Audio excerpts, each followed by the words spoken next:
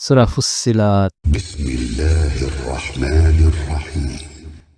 রহমান রহিম আল্লাহ তাআলার নামে। এই কিতাব রহমান রহিম আল্লাহ তাআলার কাছ থেকে নাজিল করা। এই কোরআন এমন এক কিতাব যার আয়াতসমূহ খুলে খুলে বর্ণনা করা হয়েছে। তদুপরি এই কোরআন আরবি ভাষায় এমন একটি সম্প্রদায়ের জন্য নাজিল হয়েছে যারা এটা জানে। এই কিতাব জান্নাতের সুসংবাদদাতা আর জাহান্নামের ভীতি প্রদর্শনকারী। তারপরও মানুষদের অধিকাংশ এ থেকে মুখ ফিরিয়ে দিয়েছে এবং তারা এ কিতাবের কথা শুনতে চায় না। তারা বলে, যে বিষয়ের দিকে তুমি আমাদের ডাকছ তার জন্য আমাদের অন্তরসমূহ আবরণে আচ্ছাদিত হয়ে আছে, আমাদের কানেও রয়েছে বধিরতা, আমাদের ও তোমার মধ্যে একটি দেয়াল দাঁড়িয়ে আছে, সুতরাং তুমি তোমার কাজ করো আর আমরা আমাদের কাজ করি।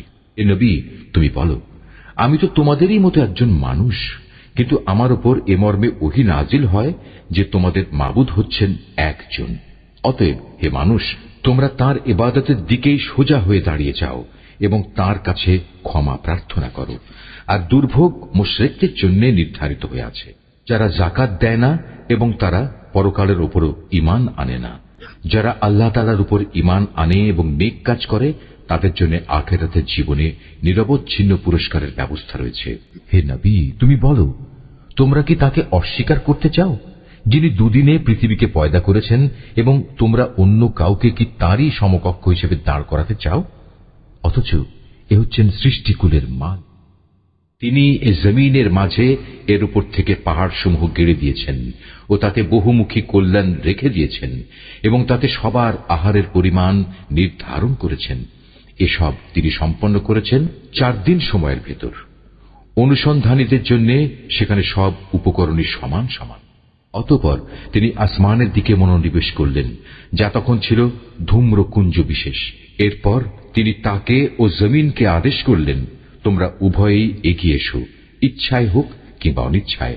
তারা উভয়েই বলল, আমরা অনুগত হয়েই এসেছি। অতঃপর তিনি দুদিনের ভেতর এ ধূম্রকুঞ্জকে 7 আসমানে পরিণত করলেন এবং প্রতিটি আকাশে তার উপযোগী আদেশনামা পাঠালেন। পরিশেষে আমি নিকটবর্তী আসমানকে তারকারাজি দ্বারা সাজিয়ে দিলাম এবং তাকে শয়তান থেকে সংরক্ষিত করে দিলাম। এসব পরিকল্পনা অবশ্যই পরাক্রমশালী ও সর্বজ্ঞ আল্লাহ তাআলা কর্তৃক আগে থেকেই সুবিন্যস্ত করে রাখা হয়েছিল। এরপরেও যদি এরা মুখ ফিরিয়ে নেয় তাহলে তুমি বলো, আমি তো তোমাদের এক ভয়াবহ ধ্বংসাত্মক আযাব থেকে সতর্ক করলাম মাত্র। ঠিক যেরূপ ভয়াবহ আযাব এসেছিল আদ ও সামুদের ওপর, যখন তাদের কাছে ও তাদের আগের লোকদের কাছে আমার রসুলরা এসে বলেছিল, তোমরা আল্লাহ তাআলা ছাড়া অন্য কারো ইবাদত করো না। জবাবে তারা বলেছিল, আমাদের মালিক যদি চাইতেন তাহলে তিনি ফেরেশতাদেরই নবী করে পাঠাতেন। তোমাদের যা কিছু দিয়েই পাঠানো হোক না কেন, আমরা তাই প্রত্যাখ্যান করলাম। আদ জাতির ঘটনা ছিল, তারা আল্লাহ তাআলার জমিনে অন্যায়ভাবে দম্ভ ভরে ঘুরে বেড়াত এবং বলতো, আমাদের চাইতে শক্তিশালী আর কে আছে? অথচ ওরা কি চিন্তা করে দেখেনি যে আল্লাহ তাআলা তাদের সৃষ্টি করেছেন, তিনি শক্তির দিক থেকে তাদের চাইতে অনেক বেশি প্রবল? আসলে ওরা আমার আয়াতসমূহকেই অস্বীকার করত। অতঃপর আমি কতিপয় অশুভ দিনে তাদের উপর এক প্রচন্ড তুফান প্রেরণ করলাম, যেন আমি তাদের দুনিয়ার জীবনেই লাঞ্ছনাদায়ক একটি শাস্তির স্বাদ উপভোগ করিয়ে দিতে পারি। আর আখিরাতের আযাব তো আরো বেশি অপমানকর, তাদের তো কোন রকম সাহায্যও করা হবে না। আর সামুদ জাতির অবস্থা ছিল এই যে আমি তাদেরও সরল পথ দেখিয়ে দিয়েছিলাম, কিন্তু তারা হেদায়েতের বদলে অন্ধত্বের উপর থাকাই বেশি পছন্দ করল। অতঃপর তাদের অন্যায় কাজকর্মের জন্য আমি তাদের উপর অপমানজনক শাস্তির কষাঘাত হানলাম। এই প্রলয়ঙ্কারী শাস্তির কষাঘাত থেকে আমি তাদেরই শুধু উদ্ধার করলাম যারা ঈমান এনেছে এবং অপরাধ থেকে বেঁচে থেকেছে। সেদিনটির কথা স্মরণ করো যেদিন আল্লাহ তাআলা দুশমনদের জাহান্নামের দিকে নিয়ে যাওয়ার জন্য জড়ো করা হবে। সেদিন তাদের হাঁকিয়ে বিভিন্ন দলে উপদলে বিন্যস্ত করা হবে। যেতে যেতে তারা যখন তার বিচারের পাল্লার কাছে পৌঁছবে, তখন তাদের কান, চোখ ও চামড়া তাদের যাবতীয় কাজের উপর সাক্ষ্য দেবে। তখন তারা তাদের চামড়াগুলোকে বলবে, তোমরা আজ আমাদের বিরুদ্ধে সাক্ষ্য দিলে কেন? উত্তরে তারা বলবে, আল্লাহ তাআলা যিনি সব কিছুকে কথা বলার শক্তি দিয়েছেন, তিনি আজ আমাদেরও কথা বলার শক্তি দিয়েছেন। তিনি যেহেতু তোমাদের প্রথমবার সৃষ্টি করেছিলেন, তাই তোমাদের তাঁর কাছেই ফিরে যেতে হবে। আল্লাহ তাআলা বলবেন, তোমরা দুনিয়াতে কোনো কিছুই তো এদের কাছ থেকে গোপন করার চেষ্টা করতে না।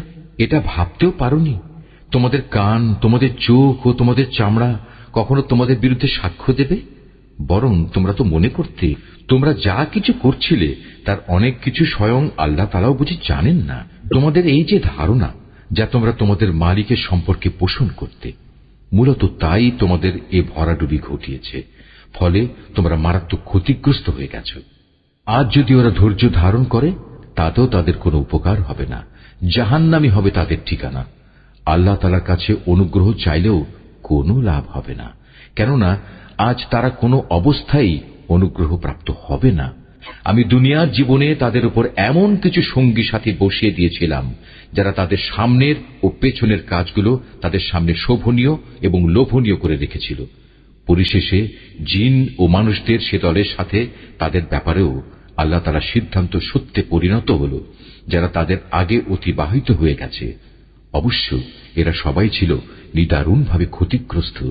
যারা কুফরি পন্থা অবলম্বন করেছে তারা একজন আরেকজনকে বলে, তোমরা কখনো এ কোরআন শুনবে না, তেলাওয়াতের সময় তার মাঝে শোরগোল করো, হয়তো এ কৌশল দ্বারা তোমরা জয়ী হতে পারবে। আমি অবশ্যই কাফেরদের কঠিন আযাবের স্বাদ আস্বাদন করাবো, এবং নিশ্চয়ই আমি তাদের সে কাজের প্রতিফল দেব যে আচরণ তারা আমার কেতাবের সাথে করে এসেছে। এই জাহান্নামই হচ্ছে আল্লাহ তাআলার শত্রুদের যথার্থ পাওনা। সেখানে তাদের জন্য চিরস্থায়ী আযাবের ঘর থাকবে। তারা যে আমার আয়াতসমূহ অস্বীকার করত, এটা হচ্ছে তারই প্রতিফল। কাফেররা সেদিন বলবে, হে আমাদের মালিক, যেসব জিন ও মানুষ দুনিয়ায় আমাদের গোমরা করেছিল, আজ তুমি তাদের এক নজর আমাদের দেখিয়ে দাও। আমরা তাদের আমাদের পায়ের নিচে রাখব, যাতে করে তারা আরো বেশি লাঞ্ছিত হয়। অপরদিকে যারা বলে আল্লাহ তাআলাই হচ্ছেন আমাদের মালিক, অতঃপর এ ঈমানের উপর তারা অবিচল থাকে। মৃত্যুর সময়ে যখন তাদের কাছে ফেরেশতা নাজিল হবে এবং তাদের বলবে, হে আল্লাহ তাআলার প্রিয় বান্দারা, তোমরা ভয় পেও না, চিন্তিত হও না। উপরন্তু তোমাদের কাছে যে জান্নাতের ওয়াদা করা হয়েছিল, আজ তোমরা তারই সুসংবাদ গ্রহণ করে আনন্দিত হও। আমরা ফেরেশতারা দুনিয়ার জীবনেও তোমাদের বন্ধু ছিলাম, আর আখিরাতেও আমরা তোমাদের বন্ধুই থাকব। সেখানে তোমাদের মন যা কিছুই চাইবে তাই তোমাদের জন্য মজুদ থাকবে, এবং যা কিছুই তোমরা সেখানে তলব করবে তা তোমাদের সামনে হাজির থাকবে। পরম ক্ষমাশীল ও দয়ালু আল্লাহ তাআলার পক্ষ থেকে এ হচ্ছে তোমাদের সেদিনের মেহমানদারি। তার চেয়ে উত্তম কথা আর কোন ব্যক্তির হতে পারে যে মানুষদের আল্লাহ তাআলার দিকে ডাকে এবং সে নিজেও নেক কাজ করে এবং বলে, আমি মুসলমানদেরই একজন। হে নবী, ভালো আর মন্দ কখনোই সমান হতে পারে না। তুমি ভালো কাজ দ্বারা মন্দ কাজ প্রতিহত করো, তাহলেই তুমি দেখতে পাবে তোমার এবং যার সাথে তোমার শত্রুতা ছিল তার মাঝে এমন অবস্থা সৃষ্টি হয়ে যাবে যেন সে তোমার অন্তরঙ্গ বন্ধু।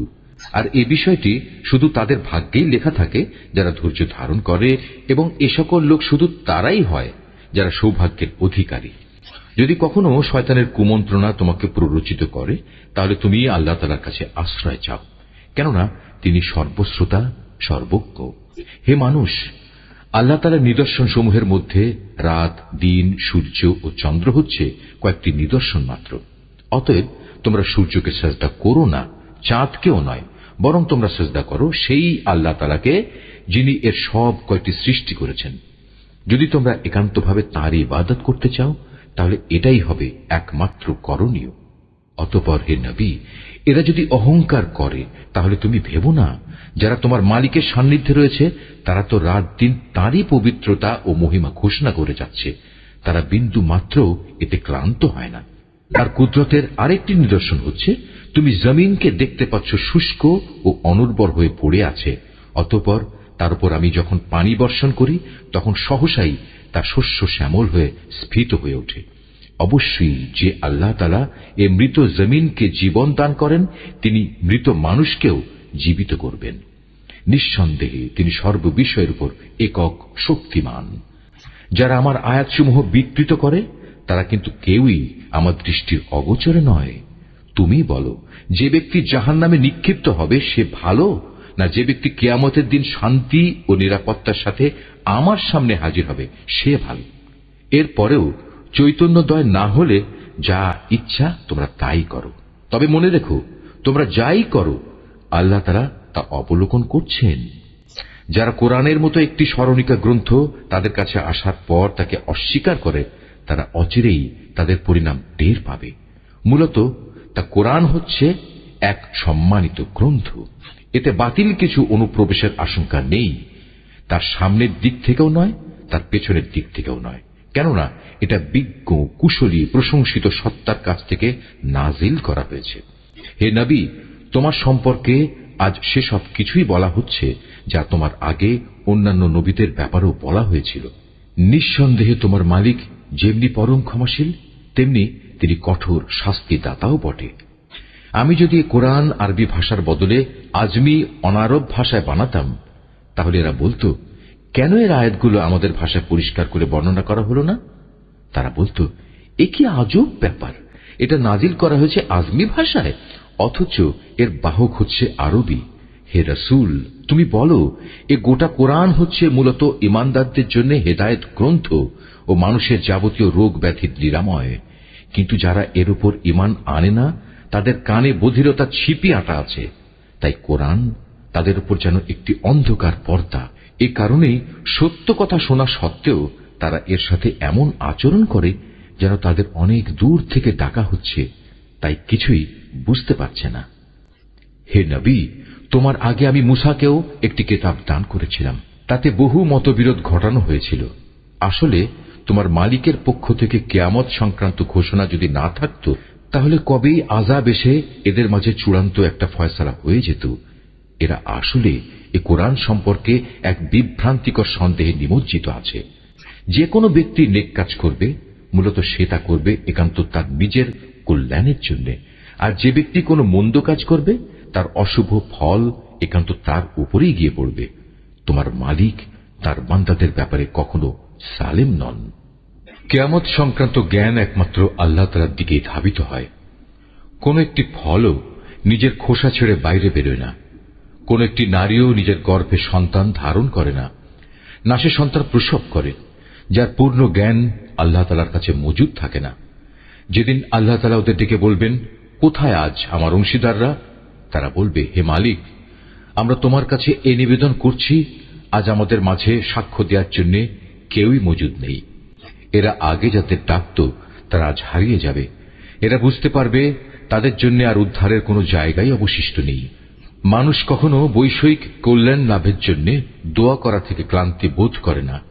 অবশ্য যখন কোনো দুঃখ দৈন্য তাকে স্পর্শ করে, তখন সে সম্পূর্ণরূপে নিরাশ হয়ে পড়ে। যদি দুঃখ কষ্ট স্পর্শ করার পর আমি তাকে অনুগ্রহের স্বাদ আস্বাদন করাই, তখন আবার সে বলে, এ তো আমার প্রাপ্য ছিল। আমি এটাও মনে করি না সত্যি সত্যি কিয়ামত প্রতিষ্ঠিত হবে। তাছাড়া যদি আমাকে একদিন মালিকের কাছে ফেরত পাঠানোই হয়, তাহলে আমার জন্য তার কাছে শুধু কল্যাণই থাকবে। আমি সেদিন কাফেরদের অবশ্যই বলে দেব দুনিয়ার জীবনে তারা কি কি করত, অতঃপর সে অনুযায়ী আমি তাদের কঠোর আযাব আস্বাদন করাবো। আমি যখন মানুষের উপর কোনো অনুগ্রহ করি, তখন সে মুখ ফিরিয়ে নেয় এবং উল্টো দিকে ফিরে যায়। আবার যখন তাকে কোনো অনিষ্ট এসে স্পর্শ করে, তখন সে দীর্ঘ দোয়া নিয়ে আমার সামনে হাজির হয়। হে নবী, মানুষদের বলো, তোমরা কখনো একথা ভেবে দেখেছ কি, যদি এ কোরআন সত্যি আল্লাহ তাআলার কাছ থেকে এসে থাকে এবং এ সত্ত্বেও তোমরা একে প্রত্যাখ্যান করো, তাহলে তার চেয়ে বেশি গোমরা আর কে হবে, যে ব্যক্তি এর মারাত্মক বিরুদ্ধ আচরণে লিপ্ত আছে। চিরেই আমি আমার কুদরতের নিদর্শনসমূহ দিগন্ত বলয়ে প্রদর্শন করব এবং তাদের নিজেদের মধ্যেও তা আমি দেখিয়ে দেব, যতক্ষণ পর্যন্ত তাদের উপর এটা পরিষ্কার হয়ে যায় যে এ কোরআনই মূলত সত্য। হে নবী, তোমার জন্য এ কথা কি যথেষ্ট নয়? তোমার মালিক তোমার সব কিছু সম্পর্কে অবহিত। জেনে রেখো, এরা কিন্তু এদের মালিকের সাথে সাক্ষাৎকারের ব্যাপারেই সন্দিহান। আরো জেনে রেখো, এদের সব কিছুই আল্লাহ তাআলা পরিবেষ্টন করে আছেন।